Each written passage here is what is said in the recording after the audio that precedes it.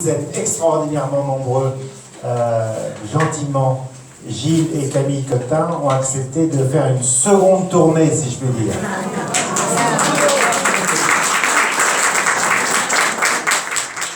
Ce qui est vraiment adorable, parce que refaire, mais oui, on était dans une salle qui manifestement est trop petite pour les accueillir. Merci, merci donc à vous tous. Je sais qu'il y en a qui sont venus de loin. J'ai croisé des gens qui venaient de Suisse, spécialement, qui sont arrivés tôt. Merci aussi à ceux qui sont en costume, c'est super. Levez-vous hein, qu'on vous voit un peu. Personne en costume, bravo.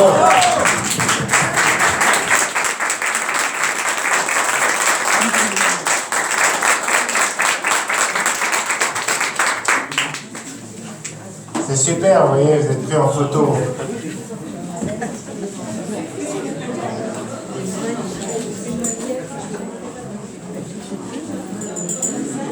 Bon, on va pas faire un truc super formel, hein, vous savez que c'est pas tellement l'habitude du printemps proussien.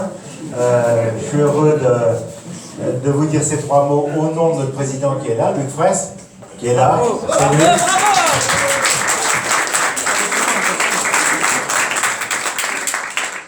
Et on va se faire une petite discussion simplement. Peut-être d'abord vous dire qu'est-ce que c'est, pourquoi ils sont là, ces deux personnes. Hein. C'est une histoire d'une amitié entre Laurence Grenier et Gilles Cotin, et d'une amitié peut-être entre Gilles Cotin et Marcel Proust, Gilles étant le père de Camille, et Camille étant la fille du père. Voilà. Et oui, il paraît qu'il est le père de Marcel Proust, mais je crois qu'il exagère un peu. Et donc je vais laisser la parole à Laurence qui va vous raconter un peu comment s'est passée votre rencontre et tout ça. Encore une belle histoire d'amour, d'amitié.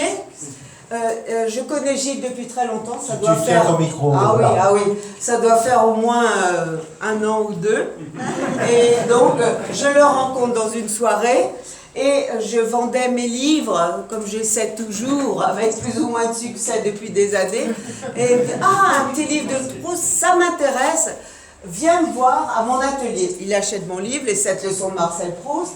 Je vais le voir et il m'explique que depuis des années, il s'est attaqué à Proust.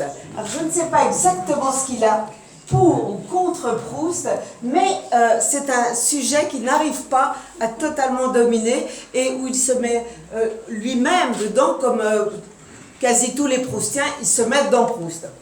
Et dans la conversation, donc je le revois et je vois déjà, il avait fait des